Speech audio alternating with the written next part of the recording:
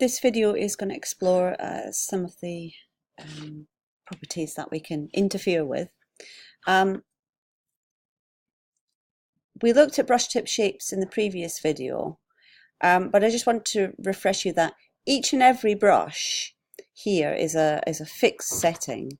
And so if I pick a brush, then that's the brush I get. If I interfere with the brush, so I change the size of it, I change the spacing. Okay, let's just make it a bit deeper. And let's interfere also with an amount of bristles in this brush, so I get a different sort of brush, even bigger. Unless I save that brush, it's going to disappear once I've used it. It will stay on the immediate document that I've used it in, but you know, if I then move out of the brush and then try and move back into it, it goes back to the settings, the original settings.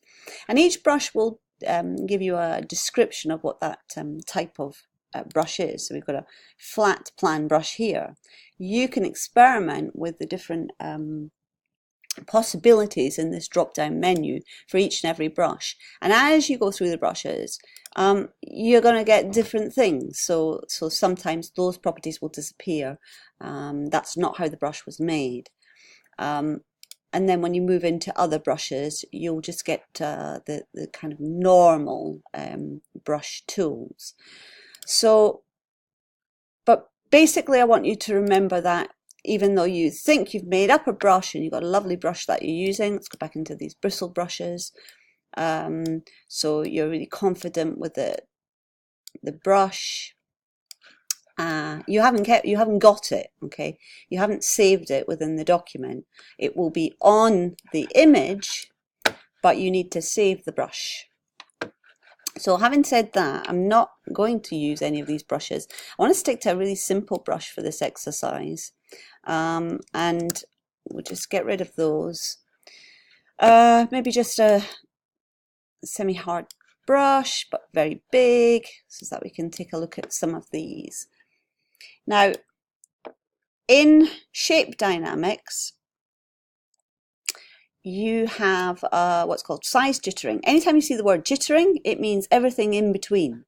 So if I'm sizing it, it's going to be everything from 0 to 100% of that brush. Okay, so once I'm up here at 100%, it's going to vary intensity. So make it a little bit harder so you can see it.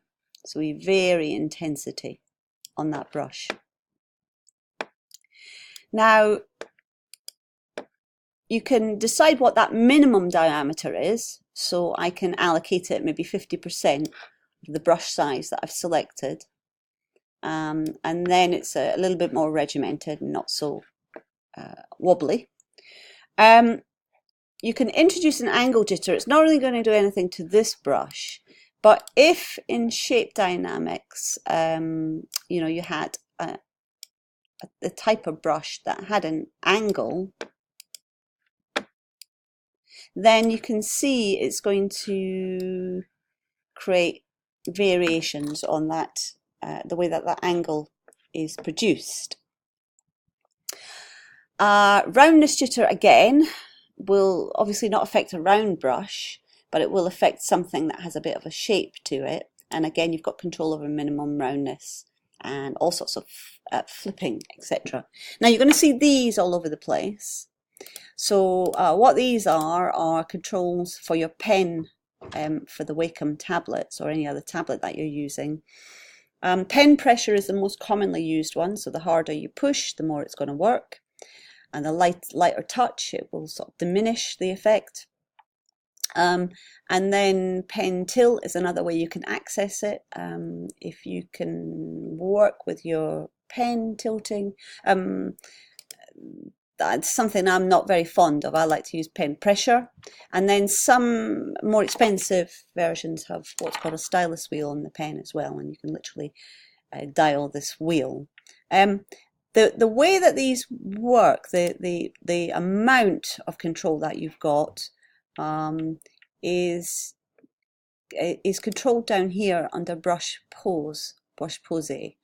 You can affect the tilt. So if I was controlling it via pen tilt, then I could go into brush pose and override the tilt and produce my own variation on the X or on the Y axis.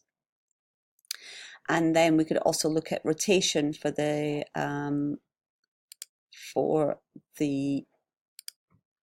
stylus wheel, and we can also affect the pressure as well. I would leave these as default and not interfere with this. And if you are using a pen, get used to how it works first of all, and then come down and experiment with these. So back to shape dynamics. Now I've got these lovely sorts of variations on my brush, and of course another thing that I could add in, I could go back to brush tip shapes and I could add in spacing, so I get something else happening with my brush. I've introduced lovely spacing, and if I go back to a round brush, you know, I get that kind of effect. So a lot of experimentation between whatever you're doing down here and then whatever you're doing in the brush tip shape as well. So don't be afraid to experiment, but it's quite nice to just use a simple plain brush with either no spacing or a little bit of spacing. Let's just turn these off for the moment. So maybe start with a really basic brush. So I've uploaded to Teams a document which you can download. You can switch off or delete Mind, or just keep this for reference. And then you can use my document, or you can create your own, to just experiment with what these first initial things do. Okay, so looking at brush tip shapes, and then moving into size, angle, and then into the next section here is scattering. So we'll deal with that in a moment. Moving down to texture and dual brush. So you can use the same document for all of these here, or create your own. And just try and stick to a simple brush, as I've done here, but sometimes in order to show, you might have to jump in to show something like scale, you might have to jump into another type of brush. Here again, this is back to using the simple brush. This is using the simple brush with a texture, and then this is creating two brushes, so you have to pick two different brushes that are going to work well together. Okay.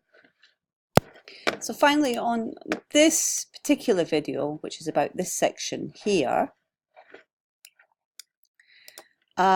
just want to add in that you could use your pen tool. So this is another one of my top tips. You can use your pen tool to draw. See this drawing. Now, you know that in your pen tool, you have access to the path. That effectively doesn't really exist. It's just holding in a work path. Remember, if you want to keep it forever in this document, then you double click it, just give it a name, and then it's saved, and you can create additional paths as well. But basically what I could do with this is I can fill it, and it's going to fill with a foreground color. Okay, so that's one way. I can stroke it, or I can turn it back into a selection, or I can have a selection turn back into a path. This is the one I'm interested in combination with brushes, because depending on what brush I picked, so if I come back and pick something like that and make the variation that I'm interested in, so it's going to be about that size, and then I ask it to stroke, it's going to stroke with that brush. So once you've selected a brush, made your adjustments, maybe saved your brush, then you can apply it to an existing path very easily. So I'll move on to the next video now, where I'll explain some of these other properties.